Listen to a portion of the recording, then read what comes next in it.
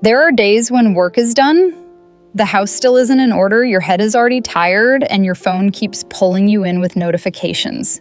You feel overwhelmed, unfocused, and sometimes you quietly blame yourself for not even being able to manage your phone. I was in that state for a long time. Opening my phone made me more tired, but not opening it made me anxious about missing something important. In this video, I'm sharing 10 simple ways to declutter your phone and reduce mental pressure without strict rules or heavy cleanup. I'll start with a very simple change, but one that was far more effective than I expected.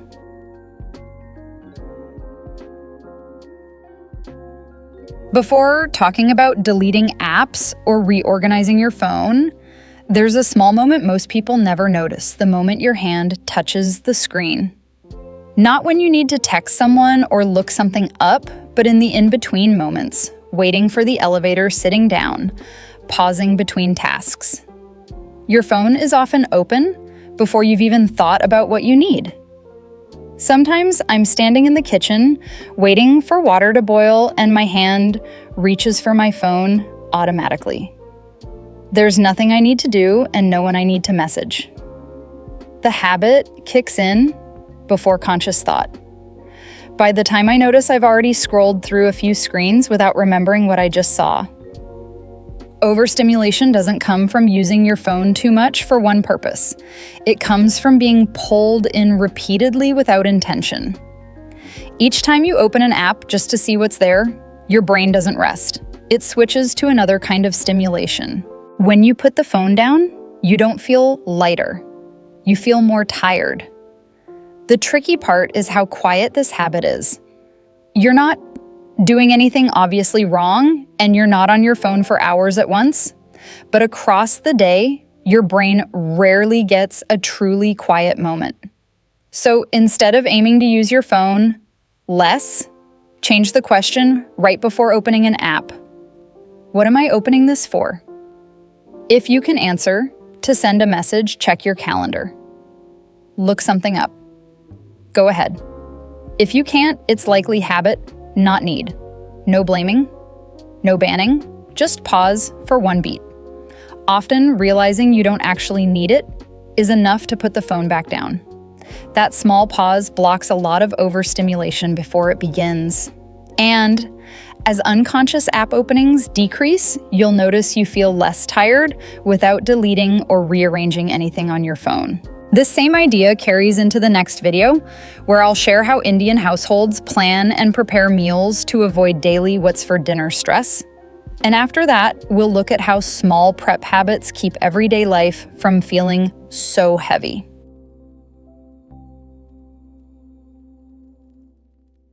After you've reduced unconscious app opening during the day, your brain still needs something even more important, a protected quiet space. Not the kind where you rest when you have time, because if you wait until you're free, that time often never comes. For a while every night, I lay in bed scrolling on my phone, telling myself I was relaxing before sleep. In reality, I went to bed later, my mind kept running, and the next morning I woke up already tired, even when nothing unusual had happened. Many people think scrolling at night is a way to unwind. In reality, it's just switching to a different kind of fatigue. During the day, you're tired from work and family responsibilities. At night, you're tired because your brain is still absorbing other people's thoughts, images, and information. Your brain doesn't recover by switching to another screen. It recovers when no new stimulation is coming in. That's why a digital quiet hour matters, even if it's only 30 to 60 minutes. This quiet time isn't about doing something better. You don't need to read, meditate, or work on self-improvement. You just need to not open a screen. You can sit quietly, do small household tasks, go to bed a little earlier. Evening is the easiest place to start because your brain is already overloaded. It doesn't have to be the exact same time every day, just a consistent window that tells your brain this is enough for today. What's interesting is that this quiet time doesn't immediately make your life more organized. The house stays the same. The tasks are still there. But the next morning, you wake up with less tension from the start. Not because everything is fixed, but because your brain finally had a real stopping point. And when your brain rests regularly, many other things become lighter, including how you use your phone during the day.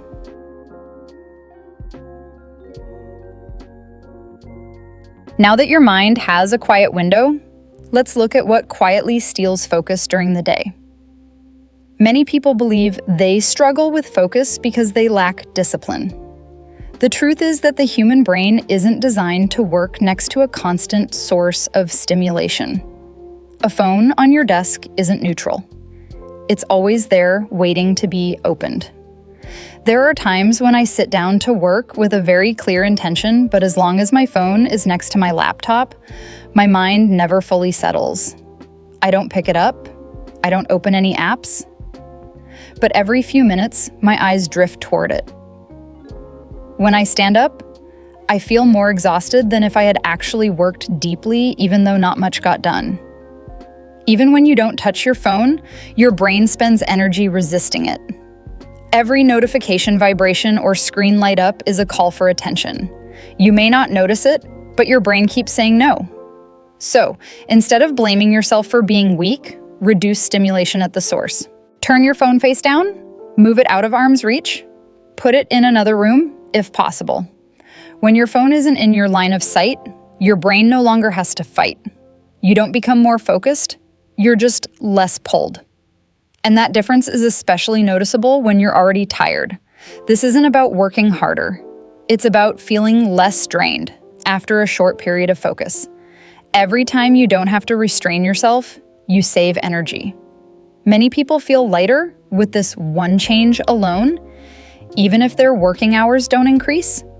That's because the brain is no longer tense from constantly resisting something that's calling for attention.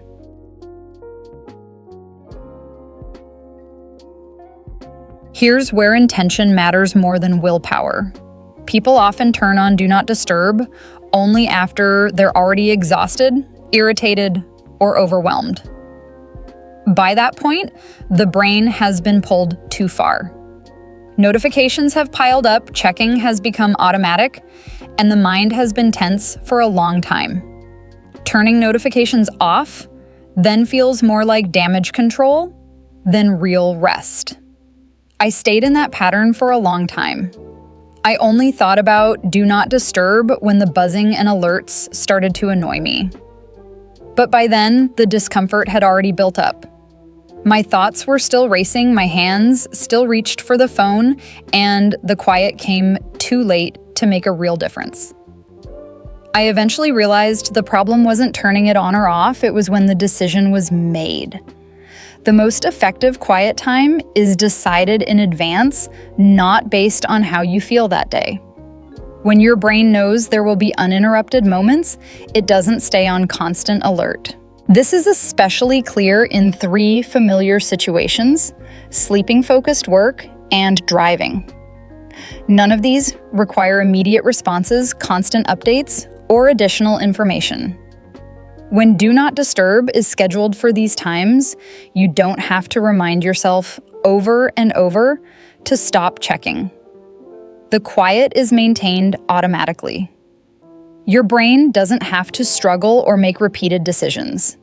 For people who are used to reacting quickly to notifications, this creates a noticeable shift. Every decision removed is one layer of fatigue lifted. Do Not Disturb isn't about avoiding responsibility or ignoring people. It's about choosing when to respond instead of letting your phone decide your rhythm. When that choice returns to you, the feeling of being pulled around begins to fade. Quiet no longer has to be fought for. When you're already depleted, it becomes a natural part of daily life.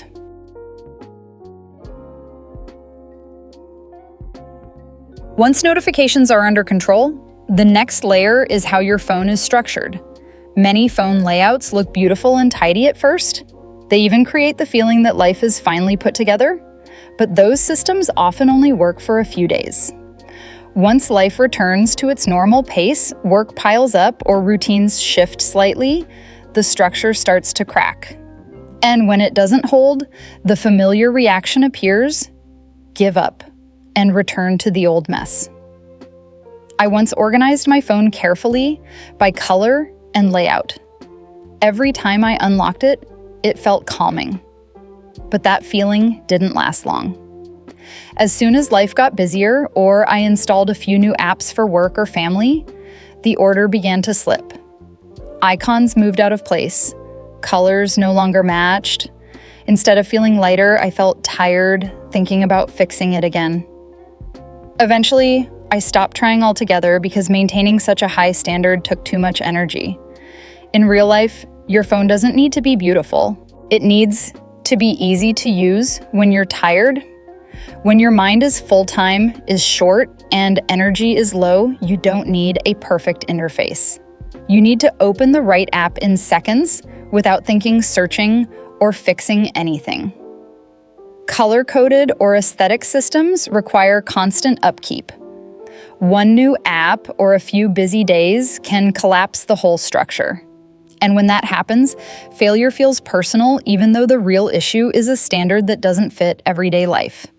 A lighter approach is to organize by habit. Put the apps you use most where your fingers already go. Apps you rarely use don't need to be visible all the time. There's no need for symmetry matching or trends. When the pressure to make it look good is removed, the system starts to last. And only what lasts actually makes your mind lighter. Not what looks good for a few days, but what still works when you're tired, busy, and don't have the energy to adjust anything.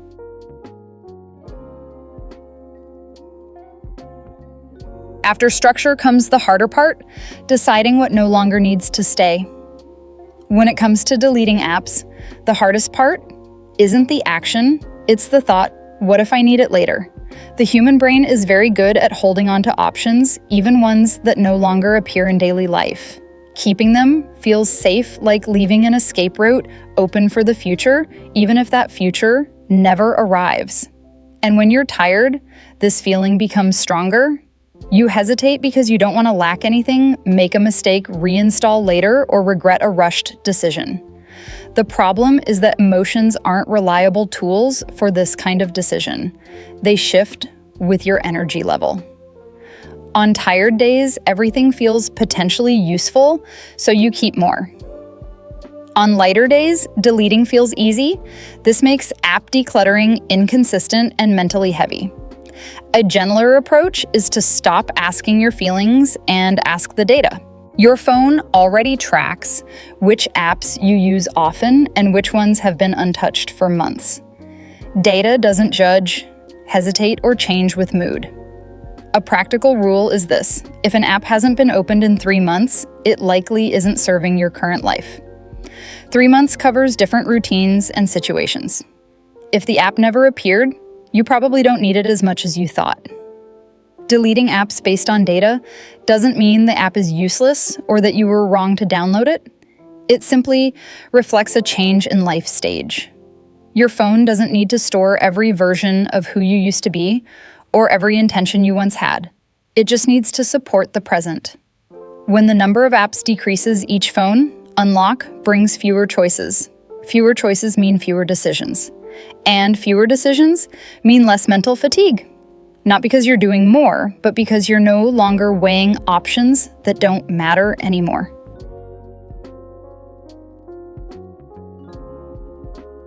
After deleting some apps, there will still be others you're not ready to remove. That's normal. It doesn't mean you're indecisive. Real life includes things you don't use often, but still want to keep. The issue isn't keeping them, it's seeing them too many times a day. Every app icon carries weight.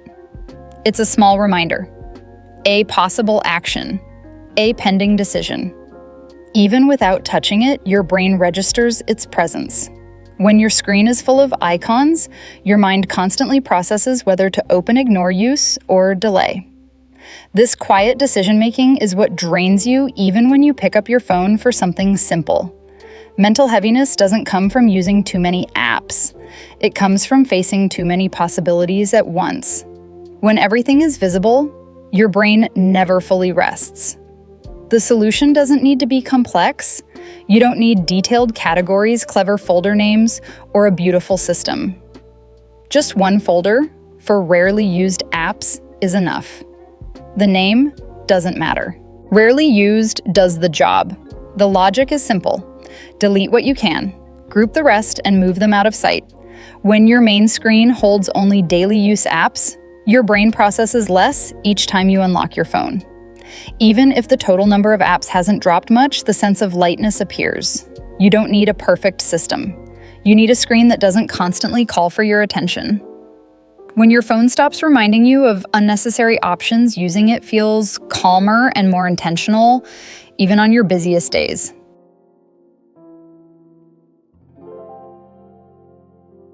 Next, let's shift from apps to something that drains energy even more quietly: email. Email doesn't feel exhausting because there's too much of it. It feels exhausting because everything is mixed together. Important messages sit next to noise, creating a constant fear of missing something that actually matters. You don't open email to act, you open it to make sure nothing slipped through. That quiet checking turns email into a daily source of stress. Emails about school banking documents and bills carry real weight. Missing them leads to real consequences: late fees, complications, or the feeling that you should have known earlier. But when these messages are mixed with promotions, newsletters, and automated alerts, your brain has to filter constantly. Every email open triggers multiple tiny decisions: important or not now, or later, remember or ignore. From the outside, it looks like you're just checking email. Inside, your brain is working hard. The problem isn't the volume of email, it's the lack of a trusted place. When important messages are scattered, you never fully relax. Even after checking email, a question lingers. Did I see everything? That question pulls you back again and again. The solution isn't clearing your inbox or managing it perfectly. Those goals add pressure for already busy people. A lighter solution is creating one main email just for life matters. A place for things that genuinely affect daily life. When you know school banking documents and bills all land there quiet, worry fades. You don't need to check multiple inboxes or keep mental tabs. This email doesn't need inbox 0. It doesn't need to look good. It just needs to be clear enough that you trust it. When the fear of missing something disappears, email returns to its proper role: a tool that supports life, not a daily source of tension. Once important emails have a clear home, the pressure to manage everything perfectly can soften. Inbox 0 sounds clean and satisfying. Seeing an empty inbox gives the impression of full control. But for busy people, it often becomes more pressure than solution. The goal of clearing everything is too large from the start. Either you spend a lot of time trying to achieve it, or you give up early because the mental weight arrives too fast. I went through a phase where I opened email only to close it again. I would scan the long list of tasks, then shut the app. Not because I didn't care, and not because I was irresponsible. My brain simply saw too much at once and chose avoidance. When something feels overwhelming, the natural response isn't action, it's retreat. This is often mistaken for laziness. In reality, it's a sign of overload. When every email feels like a task, you lose any sense of where to begin. Instead of asking, "How do I get rid of all my emails?" ask a gentler question: which emails truly affect my life? Work, school, banking, and documents need visibility. They carry real consequences if missed. Many others don't need immediate action. They won't disappear if you don't read them today. You can delete them gradually or leave them without guilt. Once you release the need for clean, something shifts. Email becomes less threatening. You check it more often, but with a lighter mindset. And when avoidance fades, handling email becomes easier, not because there's less of it, but because the pressure is gone. When email stops being a heavy block to clear, you gain the capacity for the next step. Not doing more, but doing the right things.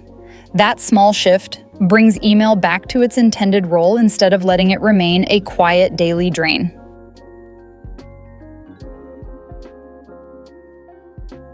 The final step is handling screenshots right after they've served their purpose. Screenshots are a unique kind of clutter. They're never meant to stay long.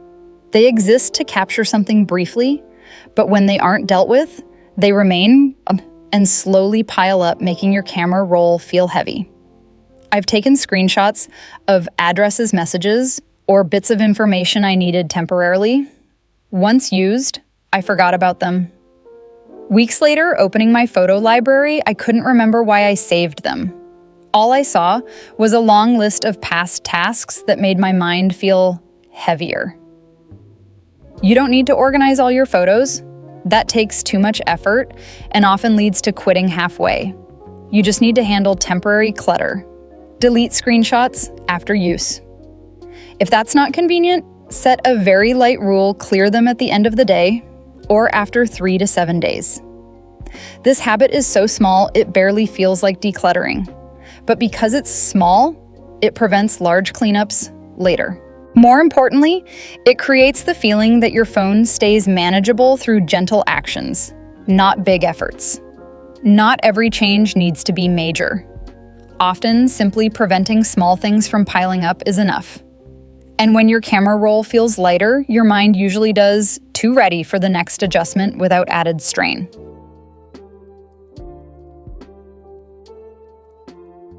Looking back, these tips aren't really about organizing your phone. They're small adjustments that help your mind get pulled less throughout the day. You don't need to do everything at once. Even easing a few quiet drains on your energy can change how the day feels. Being busy and tired often comes with the sense that your mind never fully rests. That usually isn't a personal failure. It's a sign your brain hasn't had enough protected quiet. When one part of the day becomes lighter, the rest often follows. In the next video, I'll share something closely connected to this idea: how Indian families plan and prepare meals, so they don't have to decide what's for dinner every day. Don't overcook and still manage feeding a busy household. It's practical, grounded, and especially helpful when meal planning has become another source of daily stress. If this video made things feel even a little lighter, save it to come back to later or share it with someone who might need it. For more ways to make everyday life calmer without adding more effort, subscribe and watch the next video.